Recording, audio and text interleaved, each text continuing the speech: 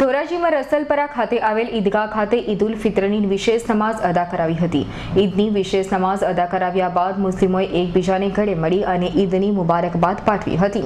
નમાઝ બાદ દેશમાં અમન, શાંતિ અને ભાઈચારા માટેની અને ખાસ કરીને સારા વરસાદ માટે અને દેશ આપત્તિઓથી બચે તે માટે પણ હાફિઝ આવેશ સાહેબે ખાસ દુઆ કરી હતી। હાફિઝ આવેશ સાહેબે જણાવ્યું હતું કે ઇસ્લામમાં ઉચ્ચ નીચ અને આતંકવાદને કોઈ સ્થાન નથી।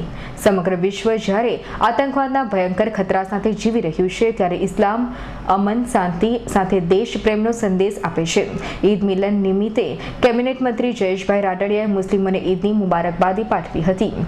ઈદ ઉલ ફિત્રના પવિત્ર અવસર નિમિત્તે સૈયદ હાજી ઇકબાલ બાપુ કાદરી, સૈયદ સફી મિયા બાપુ બુખારી, સૈયદ ક્યુમ બાવા, શિરાજી નવાઝ સાહેબ, સૈયદ શકીલ બાપુ, સિરાજી મુસ્લિમ સમાજના આગેવાન હાજી ઇબ્રાહીમભાઈ કુરેશી, મેમન મોટી જમાતના પ્રમુખ હાજી ફારૂકભાઈ તુંબી, વરિષ્ઠ ધારાશાસ્ત્રી અમીનભાઈ નવીવાડા, હાજી અફરોઝભાઈ લકડકુટા વગેરે લોકોને મુબારકબાદ પાઠવી હતી।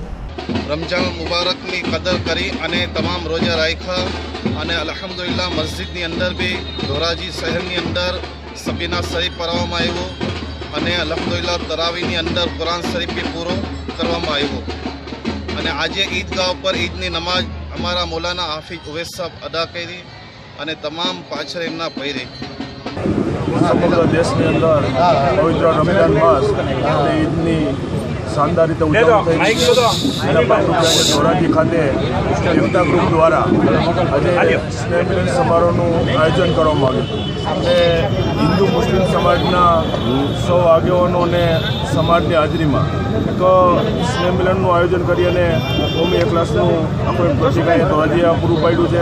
હું પણ પવિત્ર રમજાન માસ નિમિત્તે હૃદયપૂર્વકની શુભકામનાઓ પાઠવું છું અને સૌ મુસ્લિમ સમાજના ભાઈઓ બહેનોને ઈદ મુબારક પણ પાઠવું છું। અને અલ્પેશ ત્રિવેદીનો રિપોર્ટ, ધોરાજી।